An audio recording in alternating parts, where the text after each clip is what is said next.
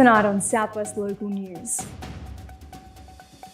2 occupants died at the scene of a car accident in Cressy yesterday. Driver charged after fatal collision in 2025.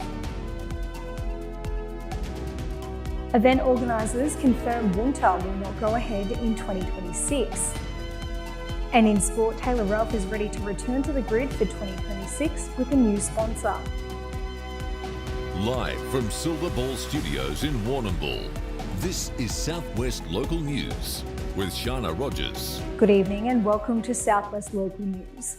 Emergency services were called to reports a freight train had struck a car at a railway crossing on Reddy's Road at Cressy about 10:15 a.m. on Tuesday morning.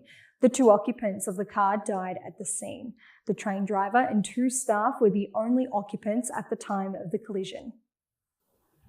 Police are investigating the circumstances surrounding a fatal collision in Cressy this morning, where we were called to the scene at about 10:15 a.m. 2 occupants in a vehicle have been travelling southbound on Reddy's Road, where they've been unfortunately hit by a freight train. 2 occupants died at the scene. We've been unable to establish their identity at this stage due to the nature of the collision. Can't tell you any more about them other than that it is tragic, the circumstances that come to be with the collision. The 2 train drivers were uninjured and have already been taken by their staff. There are no signals at the crossing. It's signed only, no boom gates, no lights. Our understanding is that the vehicle travelling south that was hit by the train come to a brief stop before entering the train line, and for some unknown reason at this stage has failed to exit the train line. We don't suspect that self-harm's at play at this stage, but that will form part of our investigation. Discussions with and statements taken from the train drivers describe what appears to be maybe a stalling vehicle or hesitation or driver error when entering the train, misjudging the distance of the train. Tragic circumstances, tragic reminder, and that we all need to be mindful of our road safety and take care. Engage with, if you're from an organisation like the CFA who have been helping us here all day, engage with your support services and peer support. If you're a member of the community impacted by the trauma out here today, please get in touch with any of the services that are available. I encourage you to speak to someone. I know that this can impact the local community. So many local community members were on scene today assisting through their capacity in the SES and CFA. So yeah, I encourage everyone to seek support if they need it. No one escapes these things without some kind of impact. So again, I reiterate, I encourage them to seek support services if they need them and look after each other. CFA crews attended a car fire in Ellinsford on Tuesday morning. The car started smoking before catching on fire, destroying the vehicle. The driver of the car was uninjured, with firefighters extinguishing the flames. The car caught fire in Grewers Road near Pearson's Nursery. Major Collision Investigation Unit detectives have charged a man following a fatal collision in Woolsthorpe last year.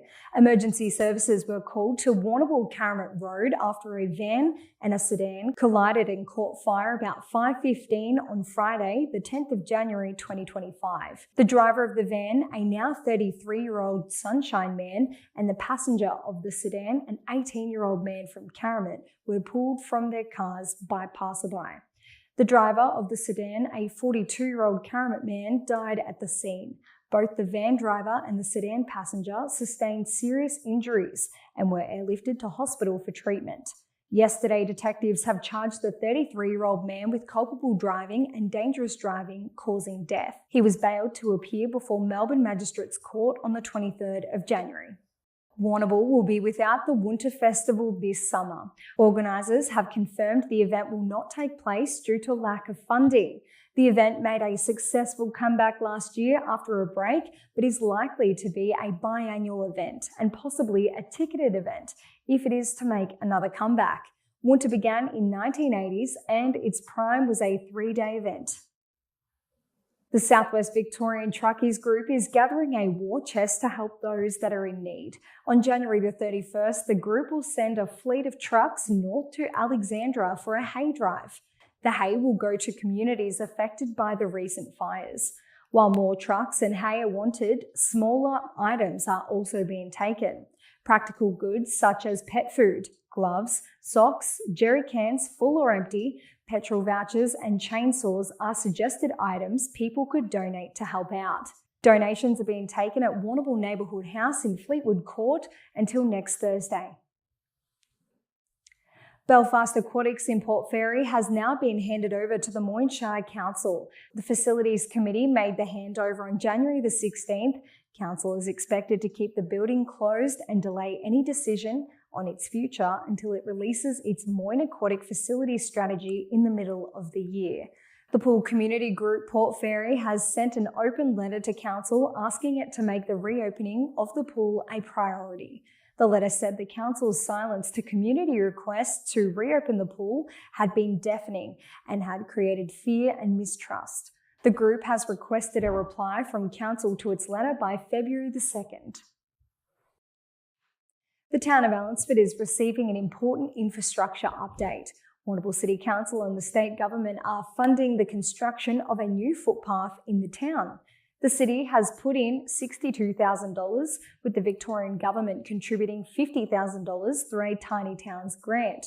The footpath will cover 375 metres along Frank Street to Turum Road, then connect to Ziegler Parade and to continue down Schrader Park. This is the missing link from the rear entrance of Allansford Primary School. The footpath is expected to be completed by the middle of next month. A large intake of new Australian citizens will take place in Warrnambool this week. On Friday at the Warrnambool Stadium, 47 people will receive Australian citizenship.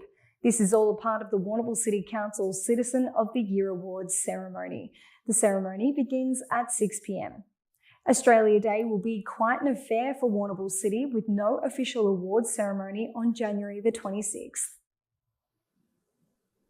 Corangamite Shire residents in high fire danger areas are being asked to be proactive to stay safe. Good news is coming from Carlesley River and Kennedy's Creek fires, which are contained. But with hot weather expected on the weekend, the risk will again soar. Corangamite Deputy Mayor Laurie Hickey said cooler temperatures before the weekend will give residents the chance to prepare for the high-risk period. In the cooler couple of days, just have a look around the properties and make sure that they're free of debris and anything that may contribute to a fire. Phalaris is much better on the ground than what it is standing tall as far as a fire is concerned. So if you have any opportunities, knock a bit of that down, because just remember that fire trucks can't always get up your driveway in the event of an emergency. A children's activities program is proving popular at Flagstaff Hill in Warrnambool. Among the activities are the chance for children to learn about the role in days gone by played by the Garrison Artillery soldiers. Children get to dress up in garrison uniforms and see a demonstration of rifle drills. The activity ran through until January the 23rd, with residents entering Flagstaff Hill free of charge under the local ambassador program. A national body is urging Southwest gun owners to state their case for their rights to the federal government. The Shooters Union Australia is calling on its members to message the government to stop new gun rule changes. The government is pushing for the changes following the Bondi Beach shootings in December.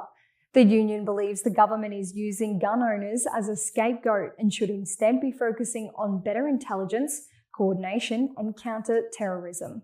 The union is a national advocate for gun owners, and its stated aims to support safety, education, and regulation for gun ownership and use. That's all making news generally around the region, and after the break, we'll dive right into sport. Back soon.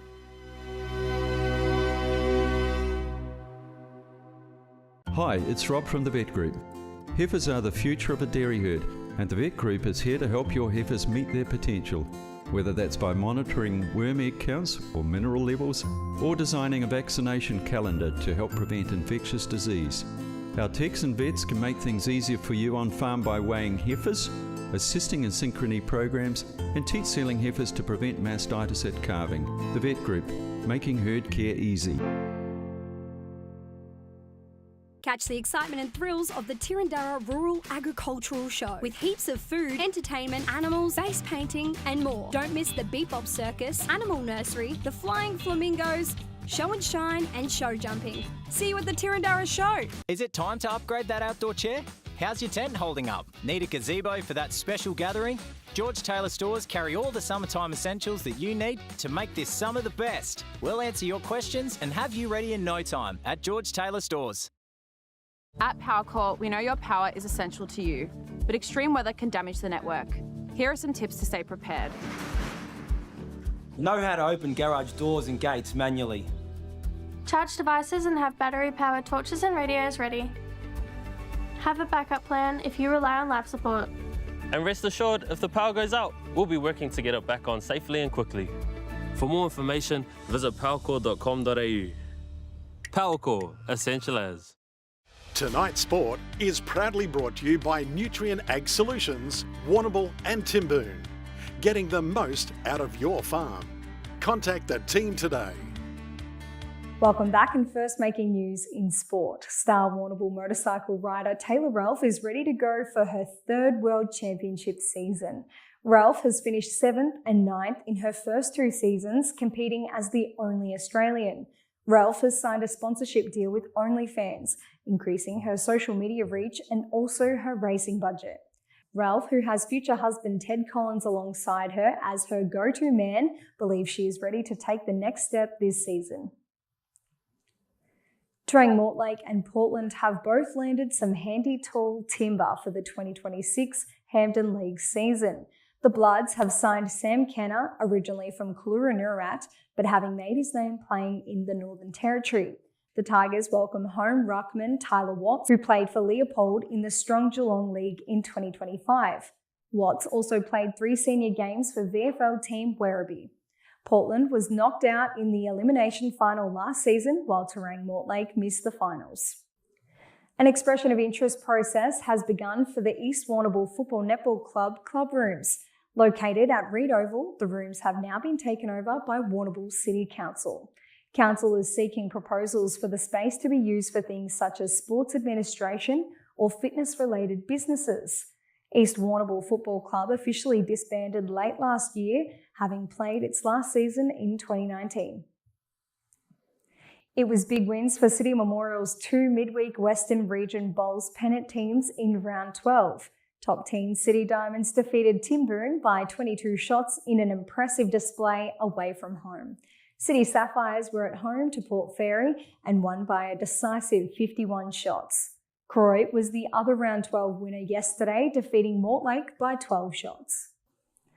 That's all making news in sport in the southwest, and today in Warrnambool, a partly cloudy day with a top of 19 degrees and strong winds, 35-kilometre winds coming in throughout the day. After the break, we'll go through the rest of the forecast for the region. Back soon.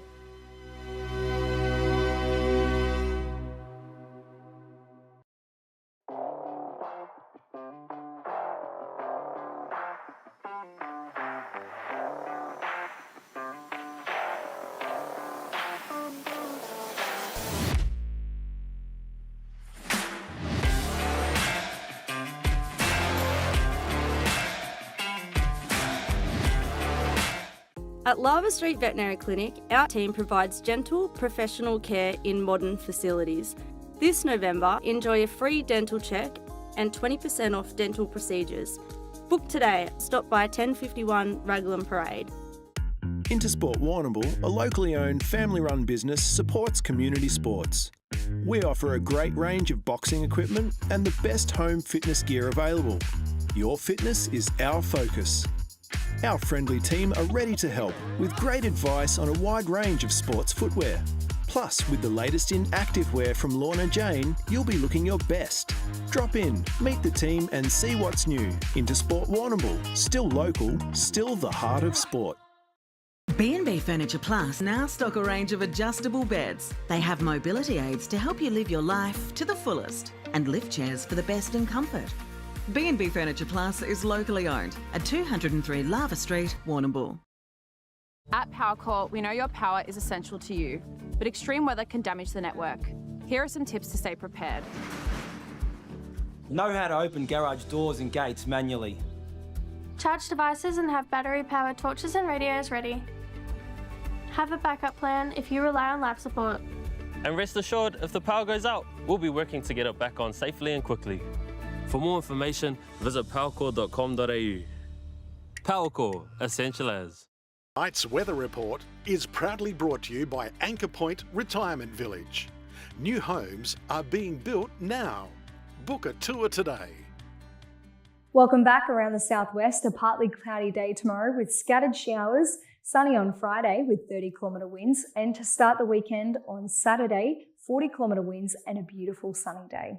In Port Fairy, 19 tomorrow with a partly cloudy day and 30-kilometre winds, overnight temperatures dropping to 9. Clearing on Friday with a top of 23 degrees with easterly winds. As for Saturday, mostly sunny with a top of 25 and 40-kilometre winds.